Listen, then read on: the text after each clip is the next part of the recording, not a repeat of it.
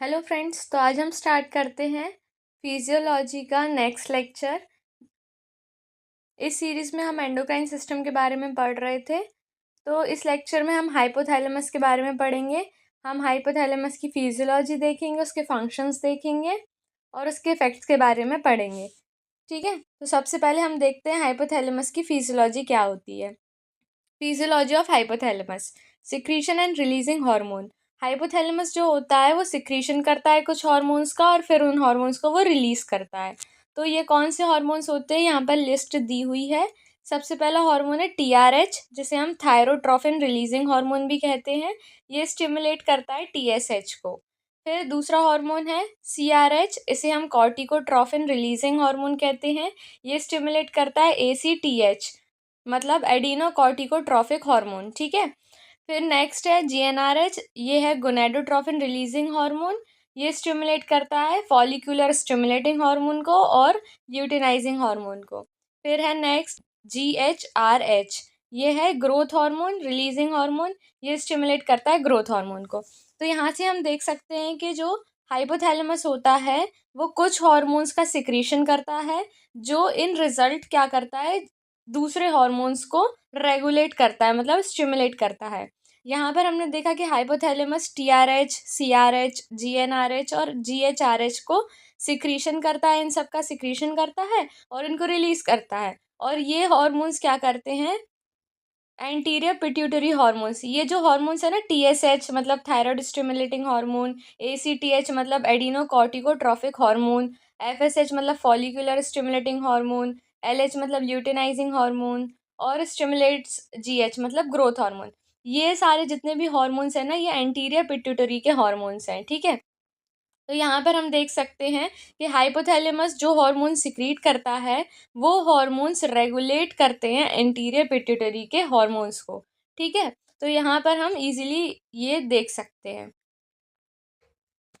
Next हम देख सकते हैं फंक्शंस और इफेक्ट्स ऑफ हाइपोथैलेमस। फंक्शंस क्या होते हैं, इफेक्ट्स क्या होते हैं हाइपोथैलेमस के, ये देख लेते हैं। कंट्रोल पिट्यूटरी, यहाँ पर हम देख चुके हैं कि ये क्या करता है, जो इसके हाइपोथैलेमस के हार्मोन्स होते हैं ना, वो पिट्यूटरी के एंटीरियर पिट्यूटरी के हार्मोन्स को रेगुलेट करते हैं, मतलब उसको कंट्रोल करते हैं। Secrets releasing and inhibiting hormones, hypothalamus जो होता है वो रिलीजिंग और इनहिबिटिंग हार्मोन्स रिलीज करता है, जैसे कि TRH, CRH, GnRH, GHRH, dopamine, somatostatin, और ये कंट्रोल करता है। नेक्स्ट देखते हैं हार्मोन का production. Produce ADH and oxytocin stored in posterior pituitary. यहाँ पर हम देख सकते हैं कि जो पिट्यूटरी ग्लैंड होता है वो 2 पार्ट्स में डिवाइडेड होता है। सबसे पहला होता है एंटीरियर पिट्यूटरी, दूसरा होता है पोस्टीरियर पिट्यूटरी। ठीक है, एंटीरियर पिट्यूटरी को हम एडिनो हाइपोफाइसिस भी कहते हैं और पोस्टीरियर पिट्यूटरी को हम न्यूरो हाइपोफाइसिस भी कहते हैं। ठीक है, तो यहाँ पर हम देख सकते हैं कि एंटीरियर पिट्यूटरी जो होती है वो जो हार्मोन्स का वो क्या करती है, सिक्रीशन करती है। तो उन हार्मोन्स को कंट्रोल कौन करता है, हाइपोथैलेमस करता है। हाइपोथैलेमस कुछ हार्मोन्स का सिक्रीशन करेगा, एंटीरियर पिट्यूटरी में जो हार्मोन्स का सिक्रीशन होगा उसको रेगुलेट कौन करेगा, हाइपोथैलेमस के हार्मोन्स। लेकिन जो पोस्टीरियर पिट्यूटरी होती है वो कोई हार्मोन सिक्रीट नहीं करती, कोई हार्मोन्स का प्रोडक्शन नहीं करती। वो क्या करती है कि जो हाइपोथैलेमस हार्मोन्स प्रोड्यूस करता है उन हार्मोन्स को वो स्टोर करके रखती है। तो यहाँ पर हम देख सकते हैं कि हार्मोन्स का प्रोडक्शन, मतलब जो हाइपोथैलेमस है वो कुछ हार्मोन्स का प्रोडक्शन करता है, जैसे कि ADH हो गया, ऑक्सीटोसिन हो गया, और ये हार्मोन्स को पिट्यूटरी मतलब पोस्टीरियर पिट्यूटरी जो होती है वो स्टोर करके रखती है अपने में। ठीक है, तो यहाँ पर हमारा ये दूसरा पॉइंट भी क्लियर हो जाता है। फंक्शंस हम देख लेते हैं। Temperature regulation, hunger control, thirst regulation, emotional control, sleep wake cycle, autonomic control और वाटर बैलेंस। तो ये सारे जो होते हैं ये हाइपोथैलेमस के फंक्शंस होते हैं।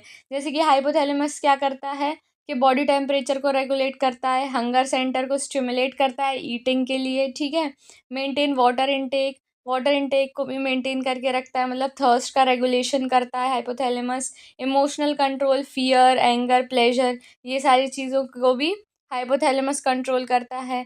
फिर हम देख सकते हैं कि सर्कैडियन रिदम को भी हाइपोथैलेमस कंट्रोल करता है। ठीक है, regulate heart rate, heart rate, BP, digestion, इन सबको भी रेगुलेट करता है हाइपोथैलेमस। और water balance, ADH control water balance. जो हाइपोथैलेमस में से एडीएच निकलता है ना, एडीएच हार्मोन सिक्रीट होता है हाइपोथैलेमस में, वो क्या करता है, वाटर के रीएब्जॉर्प्शन को कंट्रोल करता है। तो यहाँ पर हम देख सकते हैं कि ये सारे जो होते हैं वो हाइपोथैलेमस के फंक्शंस होते हैं, ठीक है।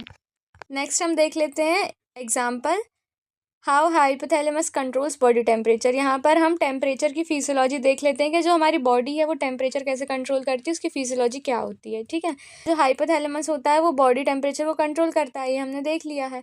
तो ये कैसे करता है, ये इस प्रोसेस में हम देख लेते हैं। टेम्परेचर डिटेक्शन, सबसे पहले जो हमारा ब्रेन होता है वो टेम्परेचर डिटेक्ट करेगा।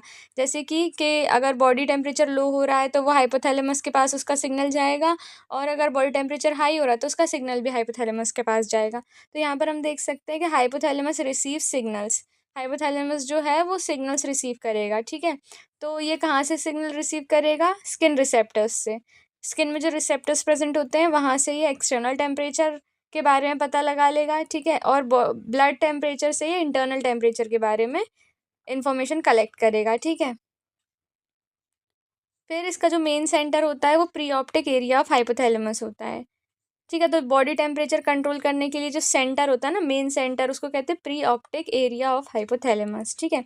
When body temperature is high, जब बॉडी टेम्परेचर बहुत ज़्यादा हाई हो जाता है, मतलब अगर एनवायरनमेंट बहुत ज़्यादा हॉट है, ठीक है, तो hypothalamus activates heat loss mechanism, hypothalamus में एक्टिवेट हो जाता है हीट लॉस मैकेनिज्म, ठीक है। तो उसमें क्या होता है, हीट लॉस मैकेनिज्म में वैसोडाइलेशन होता है, मतलब blood vessels widen, heat loss increases. जो हमारी ब्लड वेसल्स होती है ना वो वाइडन हो जाती है, मतलब जब अगर उसकी इतनी वाइडनेस है ना तो वो ज़्यादा वाइड हो जाएगी। तो वैसोडाइलेशन का मतलब क्या होता है कि ब्लड वेसल्स जो है वो वाइडन हो जाएंगी, जिसकी वजह से हीट लॉस इंक्रीज हो जाएगा, ठीक है। क्योंकि बहुत ज़्यादा गर्मी हो रही है तो उसकी वजह से क्या होगा, हीट को बाहर निकालना, हीट लॉस करनी है, तो ब्लड वेसल्स को वाइडन करते हैं, उसको अपन कहते हैं वैसोडाइलेशन। दूसरा अपन देखते हैं कि स्वेटिंग होती है, evaporation cools down. Evaporation cools down मतलब क्या होता है कि स्वेटिंग होती है ना, तो एवापोरेशन की वजह से जैसे स्वेटिंग हुई तो वो जो वाटर है ना वो बाहर निकलेगा पोर्स के थ्रू, जो हमारी स्किन में पोर्स है ना उसके थ्रू वाटर बाहर निकलेगा, तो वो क्या होता है कि उसका जब वाटर का एवापोरेशन होगा ना उसकी वजह से हमारी बॉडी जो है वो कूल डाउन हो जाएगी, ठीक है। तो स्वेटिंग हो गया। नेक्स्ट देखते हैं decrease heat production. Heat production को डिक्रीज करने के लिए क्या होगा, मेटाबॉलिज्म जो होगा बॉडी में वो लेस कर दिया जाएगा। हाइपोथैलेमस कहेगा कि भाई मेटाबॉलिज्म को कम कर दो क्योंकि बहुत ज़्यादा हीट प्रोडक्शन हो रहा है बॉडी में। फिर बिहेवियरल चेंज के हिसाब से देखें तो पर्सन जो है ना वो क्लॉथ्स रिमूव करने लगेगा, ठीक है, शेड ढूंढने लगेगा, मतलब छाया ढूंढने लगेगा, धूप में नहीं जाएगा, तो ये सारे बिहेवियरल चेंज रहेंगे। तो यहाँ पर हमारा हॉट इन्वायरमेंट अगर हो गया है तो हाइपोथैलेमस कैसे रिएक्ट करेगा उसके बारे में हमने पढ़ लिया। नेक्स्ट हम देख लेते हैं when body temperature is low.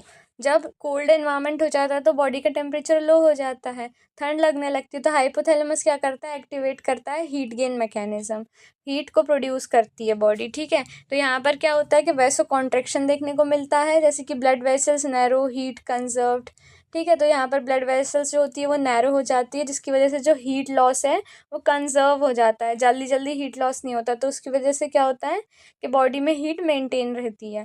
फिर शिवरिंग देख लेते हैं, muscles activity produce heat. Shivering से क्या होता है कि जब बॉडी शिवर करती है ना तो मसल्स जो होते हैं वो एक्टिव रहते हैं, उसकी वजह से बॉडी में बॉडी में क्या होता है कि ना हीट प्रोड्यूस होने लगती है।